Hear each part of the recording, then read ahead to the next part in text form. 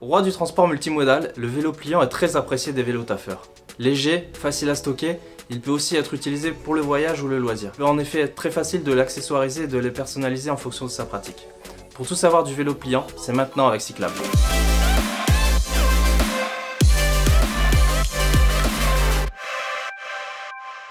Pour choisir son vélo pliant, le premier critère est la facilité de pliage. En effet, en tant que vélo pliant, il doit se plier et se déplier facilement. Surtout si vous faites cette action plusieurs fois par jour, ça en devient un critère principal et primordial. Brompton, Aoga, Tern, etc. Le pliage peut être très différent et plus ou moins rapide, donc il va falloir choisir en fonction de vos préférences, votre pratique et également votre budget.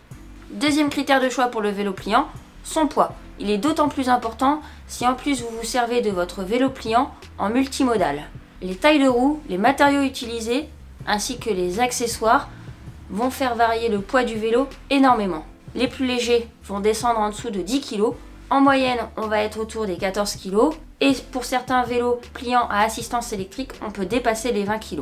Une housse de protection peut faciliter le portage. Attention au poids du vélo pliant à assistance électrique. Il peut paraître très élevé lorsqu'on parle de plusieurs dizaines de kilos et supérieur à 20 kg. Par contre, ce surpoids se fera vite oublier une fois que vous serez sur le vélo et que vous serez aidé du moteur. Un autre critère important pour le choix de votre vélo pliant est la taille de ce dernier une fois plié. Si vous l'emmenez avec vous en transport en commun, dans le métro, si vous souhaitez le ranger discrètement sous votre bureau ou alors que vous avez un petit studio ou un petit appartement, il faut que la taille de votre vélo pliant une fois plié soit la plus petite possible et réduite au maximum.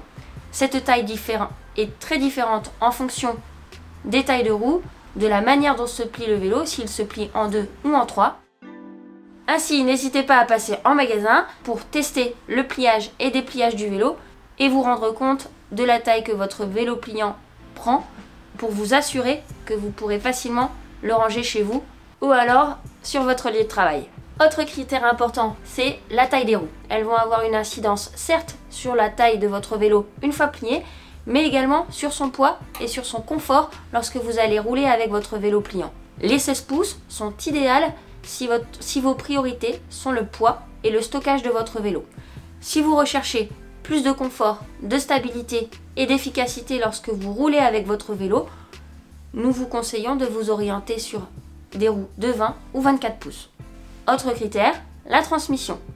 Dérailleur externe ou intégré, il faut choisir en fonction de votre type de parcours. Plus vous aurez de vitesse, plus vous aurez une polyvalence et vous saurez affronter les terrains avec des dénivelés importants. En ville ou sur du plat, 3 vitesses pourront vous suffire. Vous pouvez aussi opter sur le vélo pliant à assistance électrique et là, vous réduirez considérablement vos efforts. En conclusion, le test en conditions réelles reste le meilleur moyen pour choisir votre vélo pliant. N'hésitez pas à vous rendre en magasin cyclable, ainsi vous pourrez tester les différents vélos pliants proposés et bénéficier des conseils de nos experts.